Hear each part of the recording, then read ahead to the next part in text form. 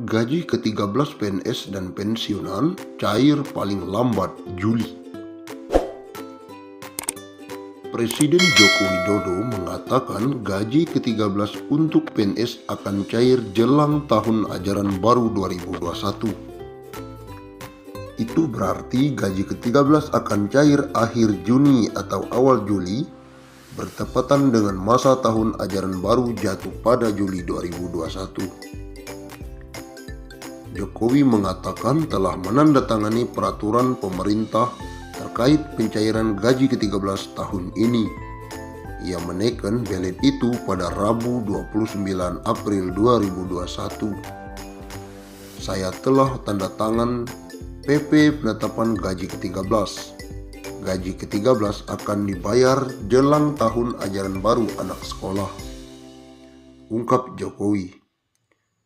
Selain itu, ia juga sudah menandatangani PP untuk pencairan tunjangan hari raya tahun 2021. Rencananya pemerintah mulai membayarkan THR H-10 Lebaran. Pemberian THR ini program pemerintah untuk dorong konsumsi, peningkatan daya beli yang diharapkan jadi daya ungkit ekonomi, terang Jokowi. Dalam pembayaran THR kali ini, pemerintah memasukkan komponen tunjangan pangan. Hal ini tertuang dalam Nota Dinas Kementerian Keuangan nomor ND-134-PB-2021. Komponen THR untuk PNS terdiri dari gaji pokok, tunjangan keluarga, tunjangan pangan, dan tunjangan jabatan atau tunjangan umum.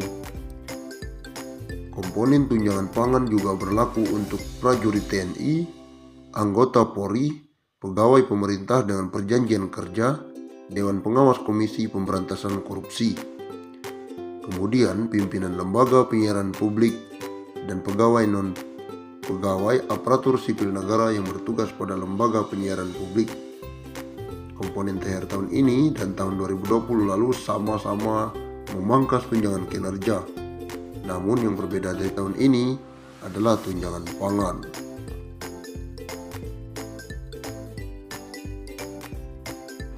Menteri Keuangan atau Menkyu Sri Mulyani Indrawati memastikan tunjangan hari raya bagi pegawai negeri sipil, TNI, Polri akan mulai dibagikan pada H-10 hingga H-5 Lebaran tahun 2021. Untuk pencairan THR PNS 2021 dan para abdi negara lainnya tersebut, negara mengalokasikan dana sebesar 30,6 triliun yang terdiri atas THR PNS instansi pusat dan PNS di pemerintah daerah.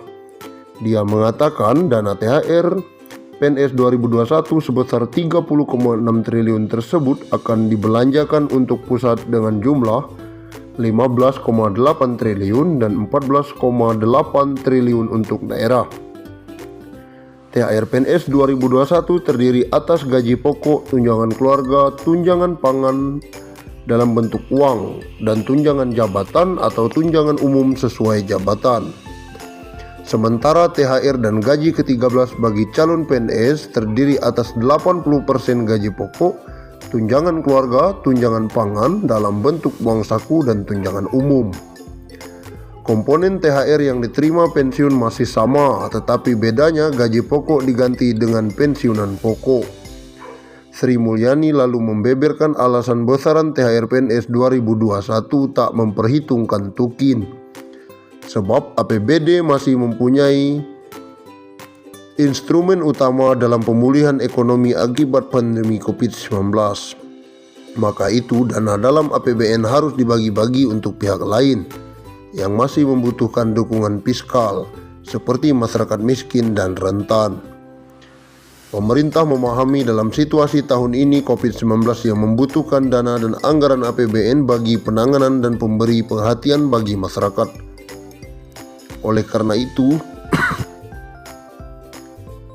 Oleh karena itu, tahun 2021 pemerintah memutuskan pemberian THR dilakukan seperti pada tahun 2020 dalam bentuk gaji pokok dan tunjangan melekat, kata Sri Mulyani. Wanita yang akrab disapa Ani ini mengakui ada beberapa pos pengeluaran yang harus didanai APBN, meski sebelumnya pos pengeluaran itu tidak ada dalam anggaran.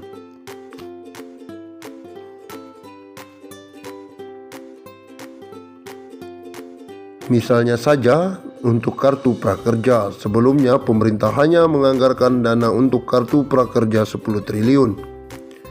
Namun anggaran ditambah menjadi 20 triliun.